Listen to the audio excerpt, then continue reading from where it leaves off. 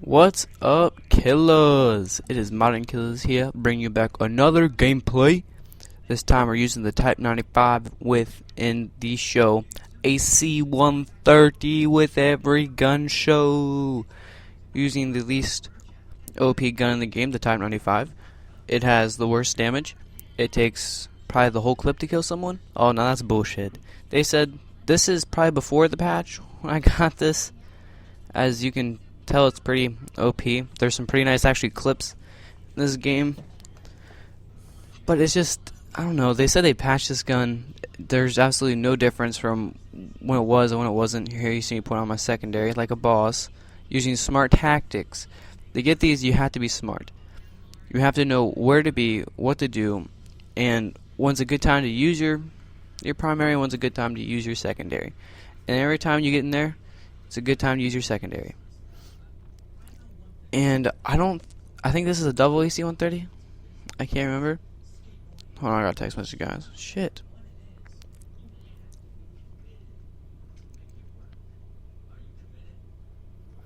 Sorry about that. But as you see me here, I'm waiting for my helicopter, the attack helicopter, to give me my AC-130. And why did they get rid of the Harrier? Does anyone know? Like, the Harrier was the best. One of the best kill streaks in MW2. Black Ops, there's no airplanes anymore. There's only helicopters. And that's kind of bullshit. Like, I don't think there's a single airplane streak other than, I think, the Reaper. I think the Reaper is more of a drone, though, so I don't really know if that counts as an airplane. And the Precision Airstrike. Those are the only ones little bitch knifed me, which is total bullshit. Whenever I go knife someone, it's like I have a fucking rubber spoon or something. I just slap them in the face with it. It's garbage. But, why did they get rid of it?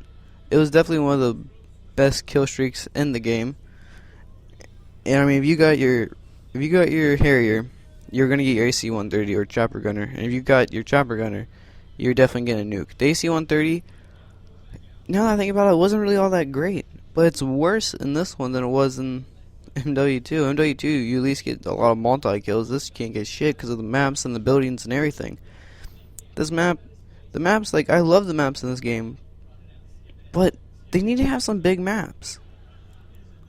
They need to have at least one or two big maps. There is no big maps. This might be one of the biggest maps there is, and it's all buildings. Everywhere you look, there's a building. Or in MW2, you had Derail, you had Afghan was a big map, nice and open. It was a good map to snipe on. Derail was a good map to snipe on. Quarry was a big map. You could snipe on it. And it was kind of like this map, but a little bit more open. And it's just, I don't know. I feel as though every Call of Duty is getting really repetitive now. Here you see me get a little triple feed, and like, it's not really getting fun anymore. It's garbage. They're ruining Call of Duty by helping bad players, like I've said before. They're helping bad players get better. These are now turning into Modern Welfare instead of Modern Warfare.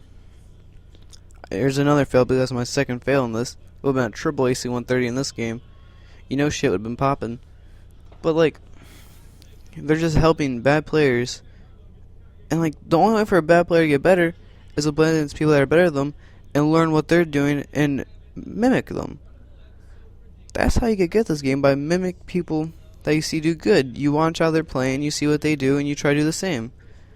Like, that's why YouTube is it's more of a guide than anything, because it'll show you how to get better. It'll show you how people play, their styles, what guns good where, what does what. It makes it easier for you to do good.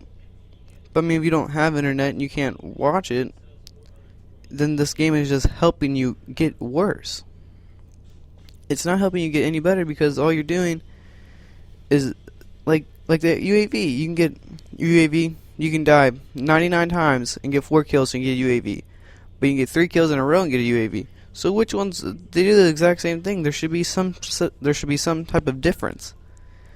Like, if you get 3 kills in a row, your UAV should last longer than when it does if you just get 4 kills and die 99 times. There should be some sort of difference there. Because if not, then what's the point of even putting it on there? And I think the support kill streaks really shouldn't do anything. There should be no advanced UAV. You're just rewarding someone dying 99 times and getting 12 kills. I mean, you can get, what's the last record, like a 17 streak? You can get, a 17 streak and get an Osprey gunner. Or you can die 9 times and just get 18 kills and get pretty much the same thing. I mean, you don't get control it, but I mean, it still drops your care packages. It still does everything the exact same. So what is the difference in this game? And they've made quickscoping so easy that everyone is doing it. And like, I mean, some people are really good at quickscoping, and I'm not all that great at it. I'm pretty bad at it, honestly. Like the sniper rifle on here, the Dragunov is shit. The Dragunov it's the worst gun in all the Call of Duties they've made that had it in it. Like, I don't get MW2, like Spec Ops and Campaign had the Dragunov in it, but you couldn't use it online. So what was the point of that? Like, really? I think instead of having maps, like they should have DLC maps, downloadable content maps, but they should also have guns that you can download. That would make it better. If you have guns that you can download, then it will constantly change up, and people won't be using the same thing over and over again.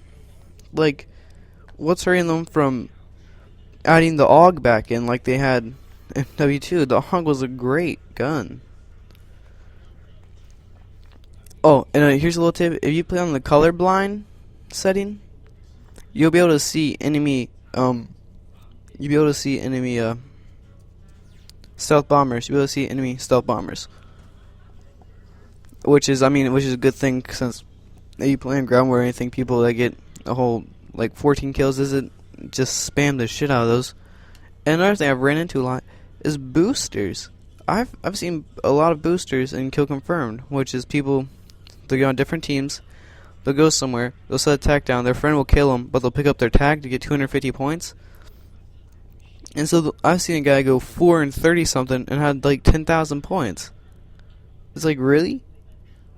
Like, what the hell? That's total bullshit whenever that happens. Because, I mean, they need to stop. Like, the attack insertion is great, but they need to make it to where if you're dying from the same spot more than two, like if you die from an attack insertion, like right next to it, they need to have a perimeter around attack insertion to where if you die, your attack gets canceled out. That would be great. That would stop boosters. I mean, these are great ideas, but I mean, is anyone even going to listen to these ideas? I mean, that would stop from people just, like, if you're actually playing the game and you set your tack down and you die, like right next to your tack, then you'll be able to, you won't spawn there, so you won't die again, which is great. Or have what Black Ops did, just have it so you can cancel if you want your tack there or not. But boosters wouldn't have that option. So they should set it up to where if you're dying close to your tack, you won't spawn there. And I also think that they need to maybe also have downloadable kill streaks, because that would change things up so differently. And downloadable perks, so just like constantly new stuff to add into the game, so it won't be boring or anything.